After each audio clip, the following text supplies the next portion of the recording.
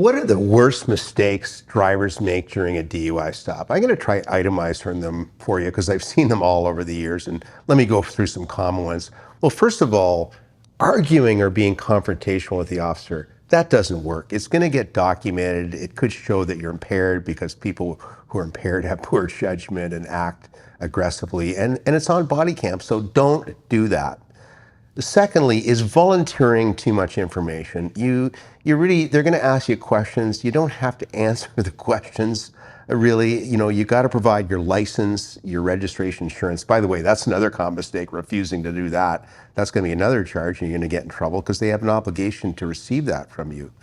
Thirdly, refusing a roadside alcotest demand, that's the device you blow in, or refusing the breath demand for the intoxilizer at back at the police station, that just aggravates the situation. You're going to get charged with refusal, which is the same as impaired driving. In fact, it's going to cost you more than impaired driving. It's a $2,000 fine by itself, criminal record, same suspensions.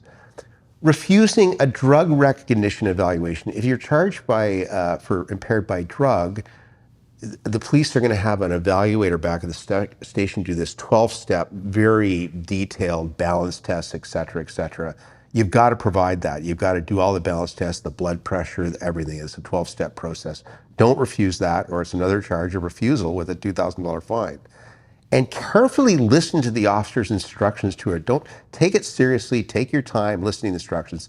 By the way, they can also demand that you do standard field sobriety tests at the scene where they could ask you to step out of the car, follow their instructions and do that. You're not allowed to refuse that if they ask. If they say to you, hey, will you volunteer to do these tests? No, make sure it's a demand. Ask them, do I have to?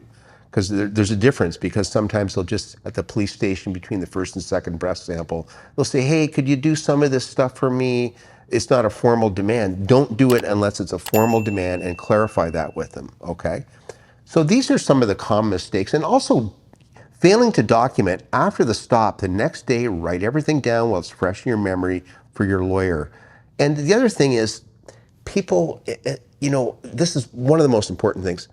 They're going to read your rights to counsel. You have a right to speak to the lawyer before you do the breath test at the police station and before you do the drug recognition evaluation. Speak to that lawyer. That lawyer is going to give you legal advice. They're going to tell you not to answer any questions. You have a right to remain silent. They're going to tell you absolutely have to do the breath test, and you absolutely have to do the drug recognition evaluation test as well. So people get themselves in trouble. They get confrontational. They get argumentative. They refuse things, and you just need to be polite and cooperative, but shut up. Do the tests.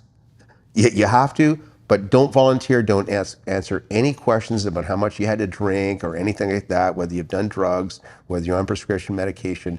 If you do all of these things right, if you just shut up and pay attention, use common sense, and listen to a lawyer that you speak to, you may have a chance of winning these things, because people ruin their defenses by talking to the police and doing these worst common mistakes that I've seen over the last 35 years of defending people charged with DUI matters and impaired by drug. Thank you for watching our video. We are absolutely committed to bringing you the best possible criminal and DUI educational videos. If you found this video helpful, please like it and subscribe to our YouTube channel. If you've been charged with a criminal offense in Ontario and require our services, please click on the link in the description below.